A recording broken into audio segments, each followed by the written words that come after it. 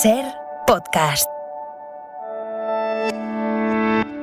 Hola, soy Ángeles Barceló. Estás escuchando Las 7 de Hoy por Hoy, un podcast diario de actualidad para estar informado en menos de 20 minutos. Escucha el episodio de hoy. Hola, muy buenos días. Este martes, sándwich entre la Constitución y la Inmaculada, en este día revuelto, desapacible en bastantes zonas del país, con los ecos de las celebraciones constitucionales de ayer y con la política española a medio gas.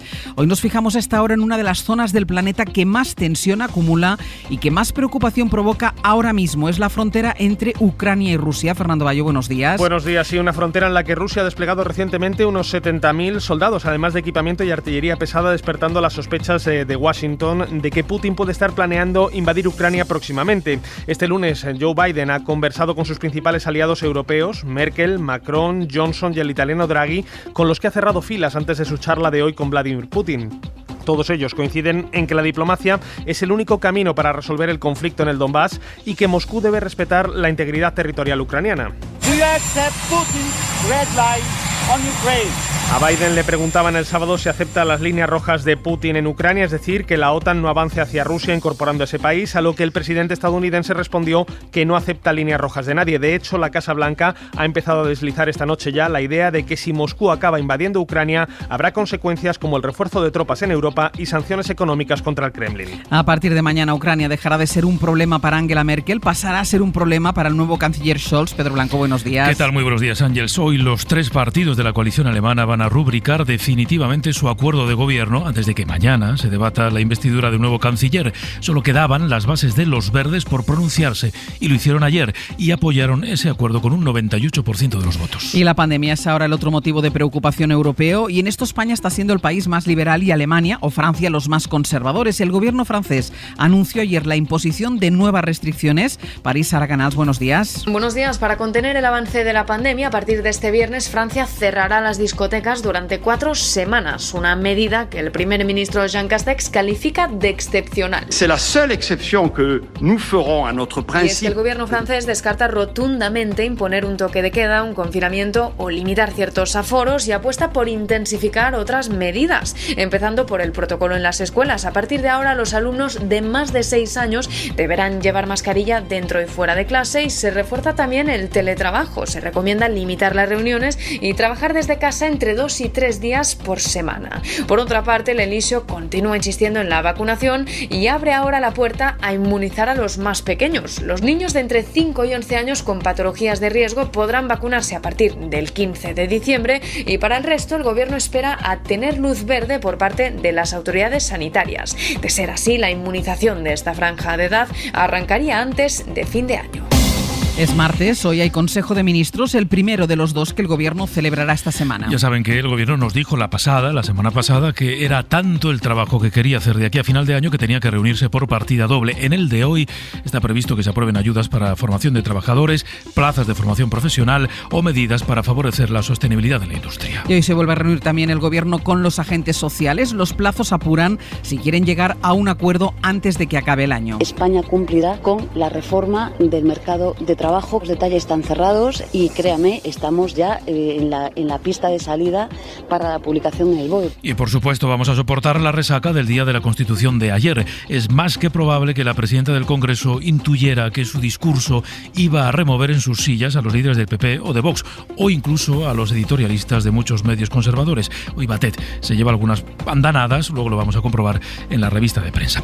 Por cierto, a las 9 de la mañana se viene al Hoy por Hoy el nuevo presidente del Constitucional. Ayer, en esos actos del 6 de diciembre, asumía que la política, el clima actual, impide una reforma. Y ese contexto previo está determinado por hallar un momento de distensión política, de asunción de reformas constitucionales comunes, saber qué se elige, por qué se modifica y de acuerdo con qué criterios. Pero esa es una consideración de carácter político que pertenece a otros poderes del Estado y que entenderán que el presidente del Tribunal Constitucional no puede ni debe de enjuiciar en este momento. Pues así comienza este martes 7 de diciembre, un día un poco raro, con muchos en el trabajo, otros de puente y muchos de ellos quizás estén valorando adelantar la vuelta a casa por las nevadas que se esperan mañana en el norte. Enrique García, buenos días. Muy buenos días, Ángels. Es la recomendación que ha hecho la Dirección General de Tráfico, adelantar la vuelta, especialmente para los que estén ahora pasando el puente en el norte de la península, porque hoy va a llover de manera persistente en Galicia, en Castilla y León y en el norte de Extremadura. Se van a salvar los que tengan la suerte de estar hoy en el Mediterráneo, porque allí va a seguir el sol, pero ojo al viento, porque va a ser muy intenso en todo el país. Va a hacer frío, hoy va a ser día de lluvias, decía, pero mañana lo será de nieve y va a bajar la cota y mucho. En el Cantábrico incluso baja hasta los 600 metros. Eso significa que muchas carreteras podrán verse afectadas por la nieve y, según la DGT, puede afectar incluso a las vías principales. Pues carretera y manta y sobre todo muchísima precaución al volante. Y si ya están viajando, pues quédense con nosotros.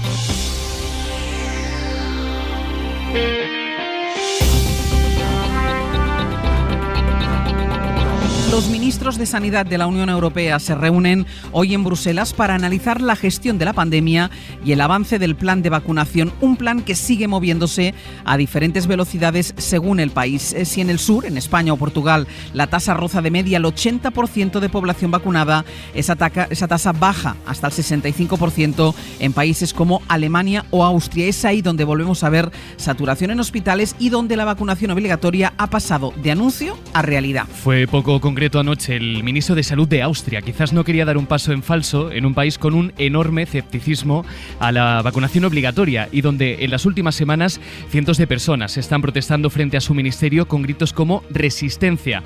Estuvo el ministro en un programa de la televisión austriaca y, por más que insistió, el periodista no adelantó la letra pequeña de la norma que va a regular la vacunación, que será obligatoria desde febrero y que se va a presentar y aprobar a finales de esta semana. No quiso confirmar si quedarán exentos los menores de 14 años o las mujeres embarazadas. Es algo que se ha podido leer estos días en la prensa del país. Pero sí fue rápido y descartó penas de prisión para aquellos que se nieguen a recibir la dosis. No habrá cárcel, pero sí multas de hasta 7.000 euros. Austria prepara, por tanto, el complejo endamiaje jurídico para encajar la vacunación obligatoria. Grecia sancionará con multas a los mayores de 60 años que no se hayan vacunado y el nuevo gobierno de Alemania avanza en hacerla obligatoria para todos. No hay unidad en la respuesta europea a este debate sobre la vacunación y en este contexto el mensaje de Bruselas ha virado. Si la semana pasada era la propia presidenta la que sugería abrir ese melón en todo el continente, ayer su portavoz zanjaba el asunto. Decía que la competencia es de los estados, así que Bruselas, aclaraba, no va a hacer ninguna propuesta al respecto. Lo que sí avanza es la vacunación obligatoria en Estados Unidos. Sí, porque en Nueva York va a ser obligatoria para todos los trabajadores del sector privado a finales de este mes. Lo anunció anoche el alcalde y es la primera medida de este tipo que se toma en el país. Informa desde Washington, Víctor Sancho. El alcalde de Nueva York, Bill de Blasio, justificaba la medida, una de las más agresivas propuestas hasta ahora en Estados Unidos, como necesaria, especialmente antes del momento más duro del invierno. Si bien se empezará a aplicar el 27 de diciembre, no está claro hasta cuándo va a estar vigente. Primero, porque mandatos de vacunación como el que se quiere aplicar, afectando a todo el sector privado, ya se intentó por el gobierno federal de Biden sin éxito, bloqueado en el juzgado. Además, 5 días después de su entrada en vigencia, con el cambio de año, habrá un cambio en el poder que puede modificarlo todo. Eric Adams se convertirá en el nuevo alcalde de la ciudad y no hay certezas de que vaya a mantener la obligatoriedad de vacunación. De hecho, Adams ya fue crítico y se mostró abierto a debatir el mandato de vacunación a empleados públicos, tras levantar mucho revuelo entre los cuerpos de policía y bomberos, hasta el punto de amenazar con afectaciones en el trabajo y huelgas encubiertas. Eso al otro lado del Atlántico. Aquí en Europa, descartada una postura común sobre la obligatoriedad de las vacunas, los estados avanzan en las restricciones a medida que avanza también la expansión de la variante Omicron. En Reino Unido, por ejemplo, ya hay transmisión comunitaria de esta variante. This includes cases with no links to international travel. So we can conclude that there is now community transmission across multiple regions. Lo confirmaba ayer el secretario de Salud del gabinete de Boris Johnson y daba otro dato interesante. None of them so far, as far as I am aware, have been hospitalized. Decía que de los 330 casos de la variante Omicron que se ha registrado en el Reino Unido, ninguno ha requerido hospitalización. Aún así, han entrado en vigor un nuevo requisito.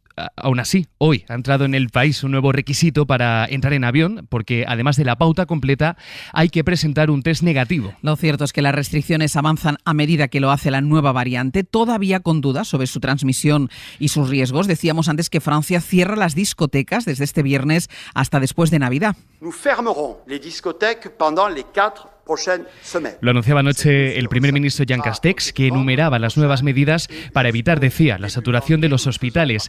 La media de contagios en Francia está en 43.000 casos diarios y los ingresos se han doblado en el último mes. Francia apuesta además por extender ya la vacunación y el 15 de diciembre van a empezar a vacunar a los menores de entre 5 y 11 años. Esta es la fotografía de la mayoría de países de nuestro entorno. La incidencia más baja está en el sur, pero países como Portugal ya está viendo un repunte en los fallecidos diarios. Y Elena Ayala. Y no solo en el número de fallecidos, también el de hospitalizados y la incidencia acumulada, que volvió a superar la barrera de los 400 casos por cada 100.000 habitantes en las últimas 24 horas.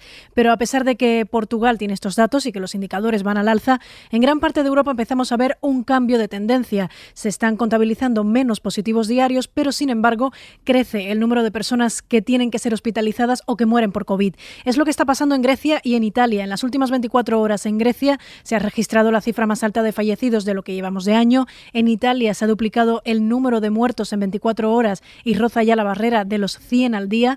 Y en Rumanía, donde solo el 38% de la población tiene la pauta completa, ya están empezando a trasladar pacientes COVID a hospitales de 6 países europeos por la saturación de los centros de salud.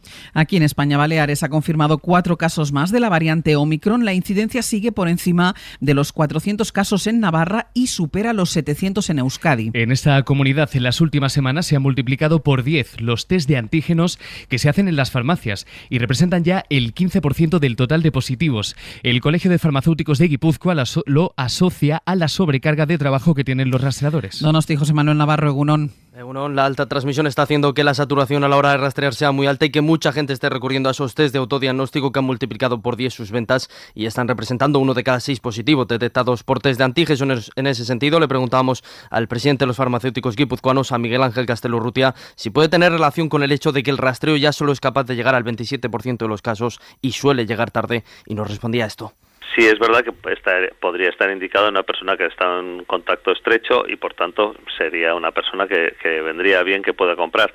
Puede ser una explicación al tema que ante la espera y estás en casa, pues te haces tú un primer test. Castelo Urrutia cree que en este contexto los test de autodiagnóstico están demostrando su utilidad y prevé que la demanda de estas pruebas siga aumentando en las próximas semanas.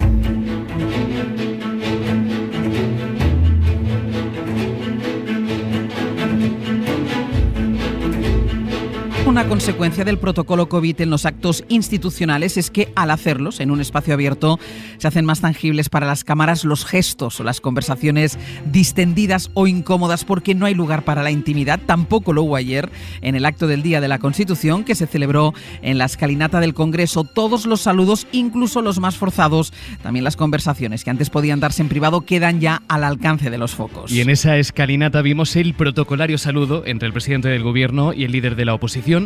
Los focos captaron también el presumiblemente impostado saludo entre Casado y Ayuso, y en el aire se masticaban las diferencias entre los grupos para reformar la Constitución y el llamamiento para respetarla. Sobre este mensaje, el hilo del acto fue el discurso de la presidenta. Quien discute el cumplimiento de la Constitución, por buenas que piense que son sus razones, pretende situarse por encima de ella. Evitar convertir el debate político en constante reproche de inconstitucionalidad. Judicializar innecesariamente la política comporta politizar la justicia. Fue muy directa Meritxell Batet pidiendo lealtad al mandato de la Carta Magna y fue todavía más preciso el presidente del gobierno con un dardo, lanzando un dardo al líder de la oposición. Lo que tenemos que hacer es cuidar nuestra Constitución y cuidar nuestra Constitución significa cumplir de pe a pa todos los artículos de la Constitución, del primero al último. Con ese pe a pa se refería Sánchez a la reforma del Poder Judicial. La ministra de Justicia, Pilar Llop, dijo, en corrillo con los periodistas, que lo ideal sería tener esa renovación cerrada antes de marzo, cuando está prevista la visita a nuestro país del comisario de Justicia. Y sí hubo una conversación larga entre el presidente de ese Consejo del Poder Judicial caducado, Carlos Lesmes, y el líder popular. Casado pidió más tarde respetar la Constitución. Ahora se habla mucho de reforma constitucional. Yo me conformaría con que todos los políticos la cumplieran, que no es mucho pedir. Aunque no hubo mención a la reforma del órgano del gobierno de los jueces. En el acto no estuvieron, como es habitual, los grupos independentistas, tampoco los presidentes de Cataluña o de Euskadi. Pero Aragonés insistía en que la Constitución está obsoleta, mientras que el portavoz del PNV pedía cambiar algunos artículos. La Constitución española no només es obsoleta. La Constitución española no solo está obsoleta, sino que es absolutamente incompatible con la voluntad de futuro del pueblo catalán. Una Constitución que se ha utilizado reiteradamente más como una cerradura para cerrar el futuro del país que como una puerta abierta. Desde luego que habría que cambiar cosas. La parte orgánica pues tiene muchas fallas, empezando por la de la jefatura del Estado, ¿no? Con esa inviolabilidad, etcétera, etcétera, que nosotros hemos criticado siempre y que nadie hasta ahora lo había planteado. Y la respuesta llegó del presidente del Tribunal Constitucional. Cualquier cambio tendrá que hacerse con consenso. Y ese contexto previo está determinado por hallar un momento de distensión política, de asunción de reformas constitucionales comunes, saber qué se elige, por qué se modifica y de acuerdo con qué criterios. Hoy sube un poco el precio de la luz, que se mantiene por encima de los 200 euros. Vamos a pagar un 1% más que ayer. El precio medio rozará los 212 euros y esto es 4 veces más de lo que pagábamos hace un año. El precio de la luz sigue pues en máximos históricos, pero no se ha cumplido lo que pronosticaban algunos en el precio de la energía por la caída, por ejemplo, en las reservas de gas. No hay ninguna amenaza de desabastecimiento. El suministro de gas a España está asegurado este invierno, incluso en el caso de que se cortase todo el que procede desde Argelia, que es nuestro principal suministrador. Esta es la conclusión de un informe que acaba de publicar el organismo que agrupa a los operadores de gas en toda Europa. Informa Eladio Meizoso. Es la conclusión de un informe del organismo que agrupa a los operadores de los sistemas de gas europeos, que ha evaluado los riesgos para el abastecimiento en este próximo invierno. En el caso español ha tenido en cuenta la posibilidad de que dejase de funcionar el gasoducto Medgas desde Argelia, el único ahora activo, e incluso que se cortasen las importaciones de gas licuado desde ese país. Según el informe, está asegurada la cobertura de toda la demanda, aunque hubiese una ola de frío de 2 semanas y un pico de consumo diario mayor que los de los últimos años.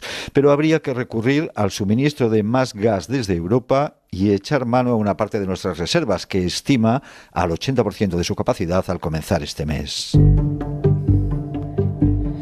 Y la comunidad internacional ha condenado la pena de 2 años de prisión contra la ex líder de Myanmar por incitar a protestas y saltarse las normas sanitarias. La Unión Europea y Estados Unidos pide a la Junta Militar que libere a Aung San Suu Kyi y que convoque elecciones. Y Estados Unidos ha anunciado que va a boicotear diplomáticamente los Juegos Olímpicos de Invierno que se celebran en China dentro de 2 meses. Es una medida de gran calado en el plano simbólico. Es un mensaje de protesta por las violaciones a los derechos humanos por parte del gobierno chino. No vamos a contribuir a la panfarria de estos Juegos, dijo ayer la portavoz de la Casa Blanca.